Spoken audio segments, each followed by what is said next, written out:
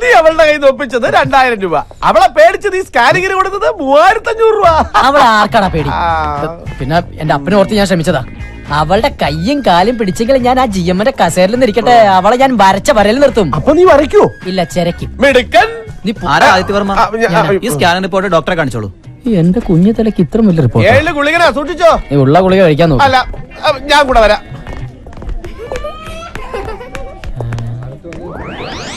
ഇതെന്താ ബീവറേജിന്റെ ക്യൂ? ദേ, ഒരു ചെറിയ നീണ്ട ക്യൂ ആയതുകൊണ്ട് പെട്ടെന്ന് അങ്ങോട്ട് പോവാ. ഇനിയിപ്പോ എന്ത് ചെയ്യും? ഒരു ഐഡിയ ഉണ്ട്. കൂടെ നിൽക്കണം. ജ്യോതിഷം പോലെ കുളമാക്കരുതേ. വാ. എന്തൊരു വിധി! കപട രോഗിയെ ഒറിജിനൽ രോഗി തള്ളുന്നു. അയ്യോ,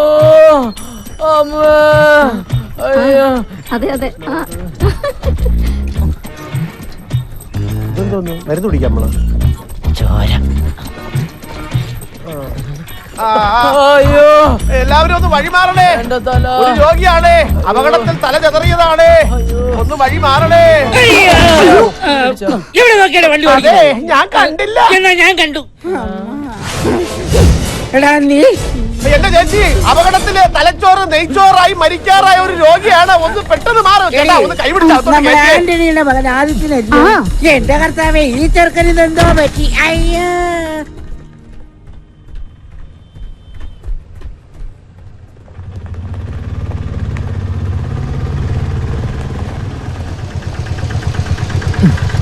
ബാലൻസ് താന്നെ വെച്ചോ. മിന്നു മേഡത്തിന് ദേ പോകുന്നു. അയ്യോ മേഡം, അയ്യോ. അതെ, സ്കാനിംഗ് റിപ്പോർട്ട് കിട്ടി, ഫിറ്റ്നസ് സർട്ടിഫിക്കറ്റ് തന്നിട്ടുണ്ട്. എത്ര വർഷം വേണമെങ്കിലും ജോലി ചെയ്തോളാൻ പറഞ്ഞു. തലയ്ക്കൊന്നും ഒരു കുഴപ്പമില്ല. ഇതാണ് എന്റെ തലകൾ. ഇപ്പൊ ഇയാൾക്ക് ആശ്വാസമായല്ലോ. ഇനി സമാധാനത്തോടെ വീട്ടിലേക്ക് പോയിക്കോ. അയ്യോ മേഡം, അങ്ങനെ പറയരുത്. ഇയാളുടെ തല സ്കാൻ ചെയ്യാന്നുള്ളത് എന്റെ ഒരു കുഞ്ഞു പ്രതികാരായിരുന്നു. അത് ഇത്ര പെട്ടെന്ന് താൻ തന്നെ സാധിച്ചായിരുന്നു കരുതിയില്ല. ഓക്കെ, ഭാഗ്യമുണ്ടെങ്കിൽ ഏതെങ്കിലും ഹൈവേയിൽ വെച്ച്. അയ്യോ പോലെ, അങ്ങനെ പറഞ്ഞ ഈ 2 വീലറിന് തല വെച്ച് ഞാൻ മരിക്കും. എനിക്ക് ഒരു തവണത്തേക്ക് മാപ്പ് തന്നൂടെ? സോറി ആദിത്യവർമ്മ, ചോദിക്കുമ്പോ എടുത്തു തരാൻ മാത്രം എന്റെ മാപ്പ് സ്റ്റോക്കില്ലല്ലോ. അയ്യോ, ഒരു കാര്യം മറന്നു. ഒരു കുടുംബത്തിന്റെ മുഴുവൻ ഉത്തരവാദിത്വം ചുമക്കുന്ന തലയല്ലേ ഇത്? ഇനി ഈ തലയ്ക്കൊന്നും സംഭവിക്കാതിരിക്കാൻ എന്റെ വക ഇതിരിക്കട്ടെ. ഹെൽമെറ്റ് ഇട്ടിട്ട് കാര്യമില്ല മേഡം, ജോലി.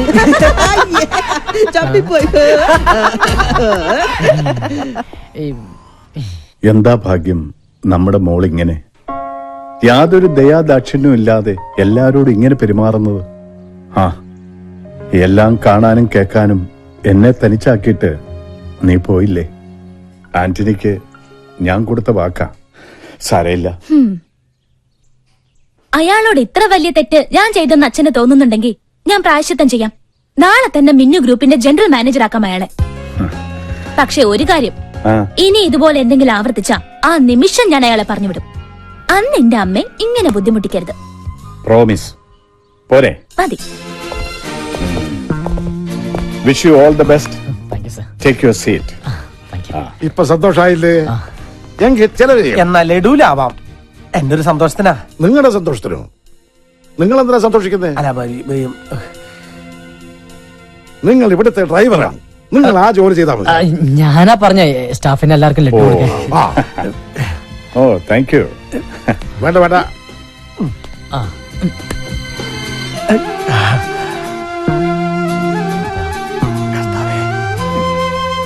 അളിയ ഒരെണ്ണം എടുക്കളിയ. ആന്റണി ചേട്ടന് കഴിക്കേ. അളിയൻ എപ്പോഴും ചൂടായി. മോളെ ലഡു. അമ്മാവാ, ലഡു എന്റെ പട്ടി തിന്നും. അല്ലെങ്കിൽ വേണ്ട, ഞാൻ തന്നെ തിന്നാം. അവനോടുള്ള വെറുപ്പ് എന്തിനാ പാവം ലഡുവിനോട് തീർക്കുന്നത്? നില്ലേ പട്ടി എന്നെ. നോ, എനിക്കൊരു എക്സ്പ്ലനേഷൻ കേൾക്കണ്ട. പറഞ്ഞ സമയത്ത് തന്നെ ഫ്ലാറ്റ് ഡെലിവറി ചെയ്തിരിക്കണം. മിന്നു പറഞ്ഞതിൽ നിന്ന് ഒരു മാറ്റവും ഇല്ല.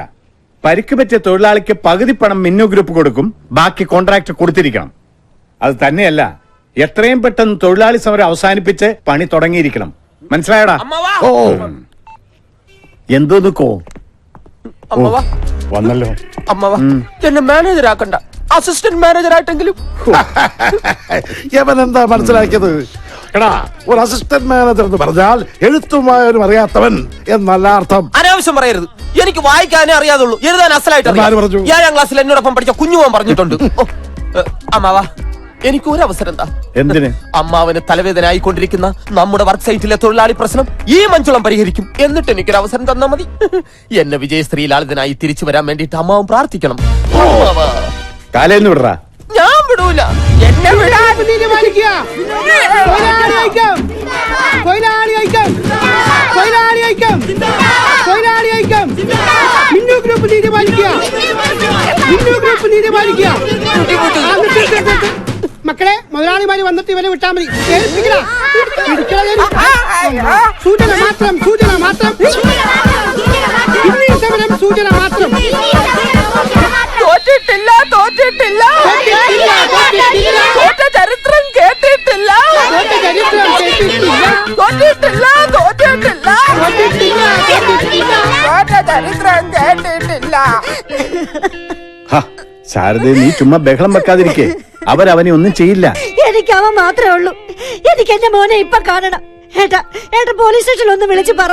പിന്നെ പോലീസ് സ്റ്റേഷനിൽ വിളിച്ചു പറയാം. മഞ്ജുകുമാറിന്റെ ലക്ഷണ തോയ്മയല്ലേ തട്ടിക്കൊണ്ട് പോയിരിക്കുന്നത്. സർ, പോലീസ് സ്റ്റേഷനിൽ വിളിച്ചു പറഞ്ഞ പിന്നെ ലാത്തി ചാർജായി, കേസായി. അത് പിന്നെ വലിയ വാർത്തയാവും. ഈ പ്രശ്നം രാഷ്ട്രീയക്കാരെ ഏറ്റെടുത്താ പിന്നെ പെട്ടെന്നൊരു പ്രശ്നപരിഹാരം ഉണ്ടാവില്ല.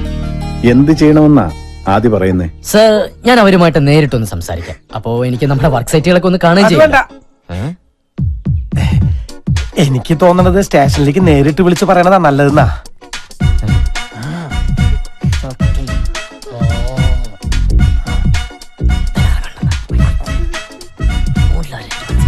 എന്താ? നമ്മൾ ഒരേ നാട്ടുകാരൊക്കെ തന്നെയാണ്. പക്ഷേ ഞാനിപ്പോ തന്നെ GM ആണ്.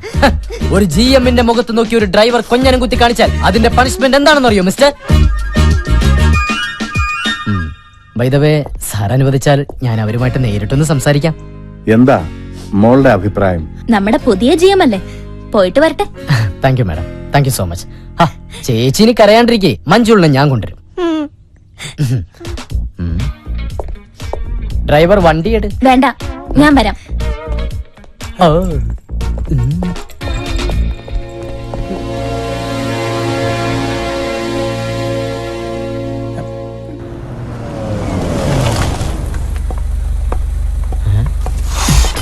അടുത്ത പ്രാവശ്യമെങ്കിലും സമരത്തിന് വരുമ്പോ പുകയില്ലാത്ത അടുപ്പ് കൊണ്ടുവരാൻ പറയണേ. പിള്ളേരെ ഓടിക്കളിക്കാതെ ഇവിടെ എങ്ങനെ വന്നിരിക്കേ. ബെസ്റ്റ് പണി. ഇത് വെന്തില്ല പിള്ളേരെ, ഇത് വേവുള്ള അരിയാണ്. ഒരാളുണ്ട്, എന്തൊക്കെ ചെയ്യണം. ഇങ്ങോട്ട് വാ മക്കളെ. ഇനി സ്വന്തം മക്കള് തന്നെയാണോ? മോൻ മാമനെങ്ങനെ എടാ പോടാന്ന് വിളിക്കരുത്. ചിലപ്പോ ഞാൻ മാനേജരാവും. അപ്പോഴോ അനുസരണ വേണ്ടേ? കൊച്ചുകുട്ടിയല്ലേ നീ? നീ അത്ര കൊച്ചുകുട്ടിയൊന്നും അല്ലടാ. പിള്ളേര് തുടങ്ങിയല്ലോ. മോനെ അനുസരണ വേണ്ടേ? വെറുതെ നിക്കണ. കഞ്ഞി റെഡി. നമ്മളാ കഞ്ഞില് പാറ്റിടണോ മാഡം? നിങ്ങൾ ആ തൊഴിലാളികളോട് സംസാരിക്കും. അത് പറഞ്ഞത് കേട്ടില്ല. കഞ്ഞി കുടിക്കാൻ സൂചന മാത്രം, സൂചന മാത്രം, ഇന്നീ സമരം സൂചന മാത്രം, സൂചന മാത്രം, സൂചന മാത്രം. എന്തു പറ്റി? ഏയ് ഒന്നുമില്ല. അതെ, ഞാൻ അവരോട് സംസാരിച്ച ശരിയാവില്ല. എങ്കിൽ കോൺട്രാക്ടറോട് സംസാരിക്കാം. വണ്ടി എടുക്കും. അല്ല, പണി കിട്ടും. സമരക്കാരുടെ ശ്രദ്ധയ്ക്ക് ഈ കുഞ്ഞിനെ കൂടെ കുളിപ്പിച്ചു കഴിഞ്ഞാൽ ഉടനെ കഞ്ഞി വിളമ്പുന്നതായിരിക്കും. അടങ്ങി നെല്ലി മോനെ. ഇറങ്ങണം മാനേജർ. അതാണ് പരുക്ക് പറ്റിയ ആൾക്ക് 5 പൈസ കൊടുക്കില്ലെന്ന് പറയുന്ന കോൺട്രാക്ടർ. അതെ, ഞാൻ സംസാരിച്ച പ്രശ്നമാവും. എന്ത് പ്രശ്നം? സമരം ചർച്ച ചെയ്ത് പരിഹരിക്കാന്ന് പറഞ്ഞില്ലേ ഇങ്ങോട്ട് വന്നത്? ഞാൻ അയാളെ ഇങ്ങോട്ട് പറഞ്ഞു വിടാം. അതെ, ഞാൻ സത്യം പറയാം. പോയോ?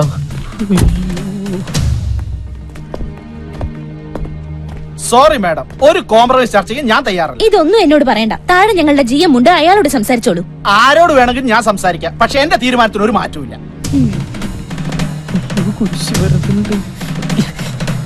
അപ്പം പറഞ്ഞത് അങ്ങനെ കേട്ടാ മതി. കിടന്ന്